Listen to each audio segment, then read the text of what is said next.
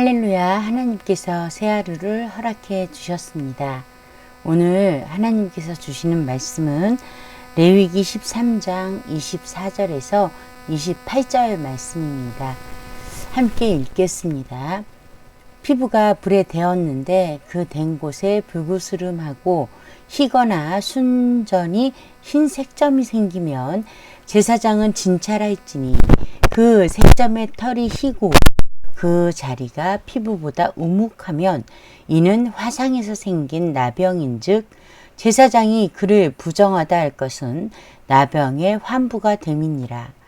그러나 제사장이 보기에 그 색점에 흰 털이 없으며 그 자리가 피부보다 얕지 아니하고 빛이 엷으면 그는 그를 이레 동안 가두어 둘 것이며 이레 만에 제사장이 그를 진찰할지니 만일 병이 크게 피부에 퍼졌으면 그가 그를 부정하다 할 것은 나병의 환부임이니라. 만일 색점이 여전하여 피부에 퍼지지 아니하고 빛이 없으면 화상으로 부은 것이니 제사장이 그를 정하다 할 것은 이는 화상의 흔적임이니라. 아멘. 자, 이제 13장에서는 계속해서 피부에 나타나는 질환에 대해서 부정함과 정함, 정결법을 하나님께서 가르쳐 주고 계세요. 그런데 오늘은 어떤 전염병이라기보다는 피부가 불에 데었는데 라고 시작을 하는 것을 볼 때 화상을 말하는 것 같죠.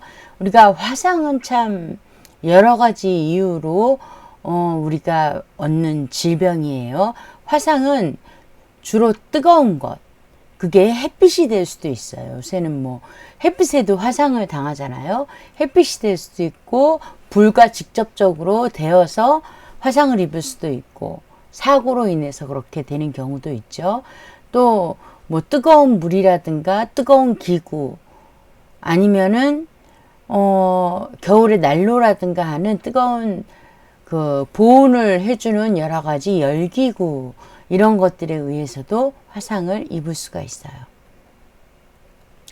이렇게 화상에 입은 상처가 이 화상 자체는 부정하거나 정하거나 하고 다룰 필요가 없는데 이 화상에 있는 상처가 불구스름하고 희거나 아니면 흰색의 점이 생기면 이게 이제 문제가 되는 거죠. 이렇게 되면 우리가 지금까지 보아왔던 것처럼 제사장에 가서 진찰을 받습니다. 진찰을 받으면 그 자리가 피부보다 우묵하거나 올라왔다라는 얘기죠. 그리고 이 자리에 하얀색 털이 났다. 우리가 보통 보았던 악성 피부병이나 나병에 나타나는 가장 많은 증상이에요. 털이 하얗고 피부가 우묵하다. 그러면 이것은 나병이기 때문에 어떻게 부정하다 이렇게 결과를 내죠. 그런데 이제 제사장이 볼 때 뭐 털이 없어요. 흰 털이 없고 피부보다 얕지 아니하고 또 그 색깔이 흰색이 그렇게 진하지 않고 얇고 그러면 그를 일단은 두고 보는 거죠. 사실은 어떤 의심을 해서 제사장에게 보일 거 아니에요. 그런데 그 증상이 그렇게 심하지 않고 두고 봐야 될 것 같다. 그러면 7일간 격리를 하는 거예요. 우리가 이제 계속해서 부정한 사람과 부정하지 않은 사람을 구별하고 진찰하고 진단하고 또 그 다음에 어떤 행동을 하는지 보고 있죠. 보통 7일 동안 격리를 해요. 계속 같은 절차예요. 반복되고 있습니다.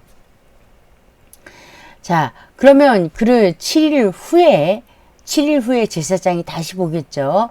그런데 그 피부에 그 색점이 퍼지고 뭐 흰색 털이 조금씩 자라나는 것 같다 라고 하면 어떻게 해요? 그를 부정하다, 나병이다, 악성 피부병이다 라고 정한다는 거예요. 그런데 만일 그 색점이 여전하고 피부에 퍼지지 않고 그 옅은 흰색인데 그것이 더 이상 퍼지지 않고 엷으면 이거는 화상으로 인한 것이다. 그렇기 때문에 그를 정하다고 할 것이다. 그것은 화상의 흔적이다. 라고 오늘 말씀하고 계세요. 그러니까 불에 대는 걸 우리가 대체적으로 아까 좀 전에 드린 말씀과 같이 여러 가지 외부에 의해서 우리가 화상을 입는다라고 말을 해요. 외부에 의해서. 그런데 문제는 그 외부가 뜨겁다는 사실을 우리가 인지하잖아요. 인지하지 않는 사람은 없어요. 위험하다는 걸 알면서도 본인이 부주의해서 화상을 입는 거예요. 그렇기 때문에 이 화상을 누구한테 어떻게 해요? 핑계댈 수가 없어요. 핑계댈 수가 없어요. 만약에 핑계댄다 하면 햇빛이 너무 뜨거워. 햇빛 잘못이야. 내가 화상 입은 것은 아무 잘못이 없어. 이렇게 말할 수 없다라는 거예요. 그렇지 않겠어요? 햇빛이 뜨거운 걸 알았다면 우리는 어떻게 해야 돼요? 이 햇빛이 살에 화상이 입기 전에 빛을 피한다거나 양산을 쓴다거나 뭐 요즘 세상에는 가릴 수 있는 선크림이라든가 여러 가지 방법이 있잖아요. 그럼에도 불구하고 전혀 무방비하게 햇빛 앞에 노출이 된다면 어떤 말이에요? 나는 화상을 입어도 괜찮아 라는 뜻이겠죠. 뜨거운 것을 잡을 때에는 장갑을 낀다거나 아니면 그 뜨거운 것을 방지할 수 있는 어떤 것을 준비해야 되는데 저거 뜨거워도 나는 괜찮아 하고 딱 잡는다면 나는 손이 데워도 괜찮아 라고 말하는 거와 같다라는 것입니다. 이 화상이 죄라고 말을 한다면 우리가 그렇게 우리에게 비유한다면 우리의 죄는요 그 누구에게도 핑계댈 수 없다라는 것입니다. 아담과 하와 그리고 뱀 이제 셋이 등장해서 죄의 탄생이 시작이 되잖아요. 그런데 하나님께서 선악과를 따먹고 나서 가장 먼저 아담에게 물어보셨어요. 아담아 네가 왜 나를 피하느냐? 저는 벌거벗었나이다.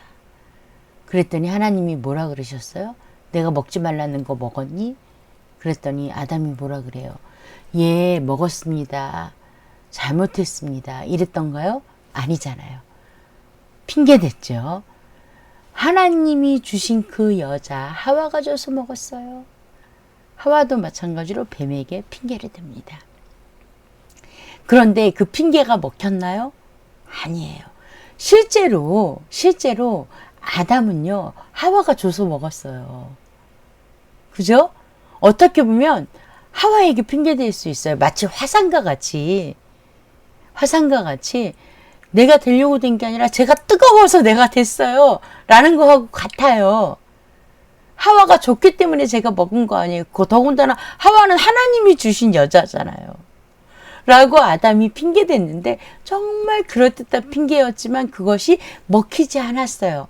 왜냐하면 하나님은 그것을 먹지 말라고 이미 아담에게 명령하셨고 아담은 그렇게 하겠다고 대답했으며 그것을 너무나 잘 알고 있었어요.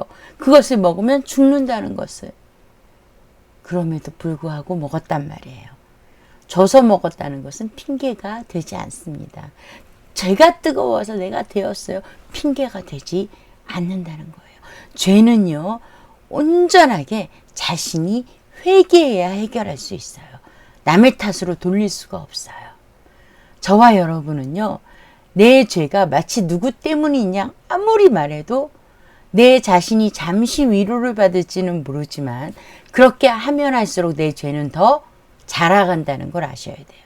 죄가 더 커지며 죄가 더 나를 위협하며 죄가 더 나를 이끌어갈 것입니다.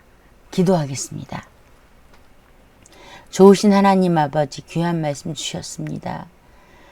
우리가 지은 죄를 우리가 잘못해서 그런 것임을 깨달아 알 수 있는 지혜를 허락하여 주시고 하루속히 빨리 하나님 앞으로 돌아갈 수 있는 은혜를 내려 주시옵소서.